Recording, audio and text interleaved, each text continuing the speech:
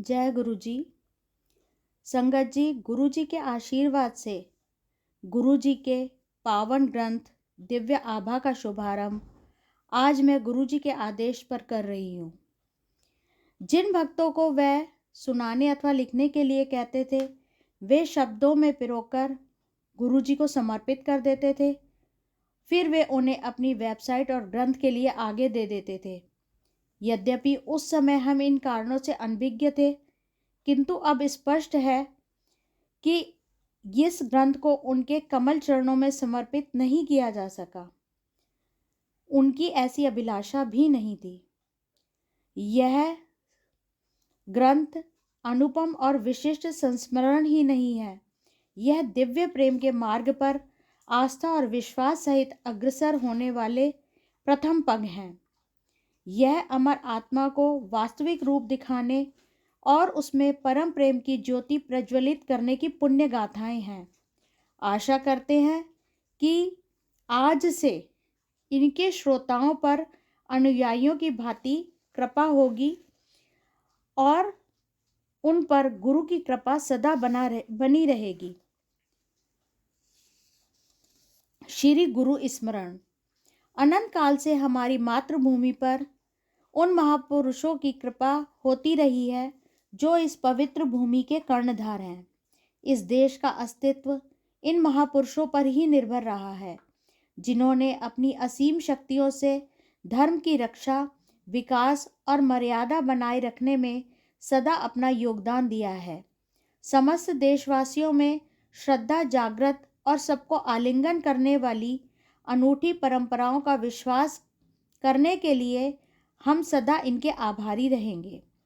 प्रागैतिहासिक काल से जब प्रतीकात्मक ढंग से पौराणिक कथाओं का प्रादुर्भाव हो रहा था, तब से ईश्वर की ये अमर संतानें देश का प्रशिक्षण और मार्गदर्शन करती रही हैं। भारतवासियों ने भी अत्यंत संयम पूर्वक इनके सम्मुख बैठकर इनके प्रवचनों का लाभ उठाया है। उनको श्रवण करने के बाद संपूर्ण विश्व में वसुदैव कुटुंबकम की परंपरा निभाते हुए उन श्रुतियों का निरपेक्ष प्रचार किया है। भारत देश सदा से पुण्य आत्माओं का प्रिय रहा है। इसका अनुपम सौंदर्य, इसकी नदियाँ, पर्वत श्रृंखलाएं, हिमाच्छादित शिखरों और विशाल मैदानों से परिपूर्ण है। यही इसकी रक्त कोशिकाएं और भाग्य रेखाएं हैं। देवी देवताओं ने भी आवश्यकता अनुसार इसी पृथ्वी पर अवतरित होकर मानव के आह्वान का उत्तर दिया है। हमारे युग में गुरुजी उसी परमात्मा का लौकिक रूप थे। वह एक महापुरुष थे। उनका मुख्य उद्देश्य यहाँ के निवासियों को भौतिकता की दलदल से बाहर निकालना, सही कर्मों का मार्गदर्शन कराना, उनके दुखों को कम करना, मनुष्य को उनके वास्तविक रूप की पहचान कराना, स्नेह और प्रेम की भावना और आपसी भाईचारे का पाठ सिखाना था। वह अनुकूल वातावरण बनाकर मानव धर्म की पुनर्स्थापना करने के लिए आए थे।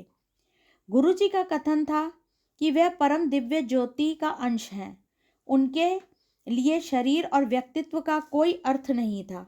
इस स्थूल शरीर की आवश्यकता मात्र भौतिक अस्तित्व के लिए है।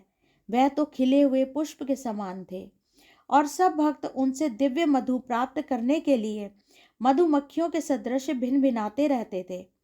उनकी ओर आकर्षित होकर सब उनमें लीन हो जाते थे। उन्होंने सबको उसी प्रेम, त्याग और ज्ञान का पाठ दिया जो इस भारत की आधारशिलाएं हैं। गुरुजी जैसे महापुरुष के लिए शब्द सदा अपर्याप्त रहेंगे, क्योंकि शब्दों से अनंत का वर्णन करना असंभव है। मार्ग की दिशा से अवगत कराने वाले चिन्ह स्वयं मार्ग न होकर केवल पथिक का मार्गदर्शन करते हैं।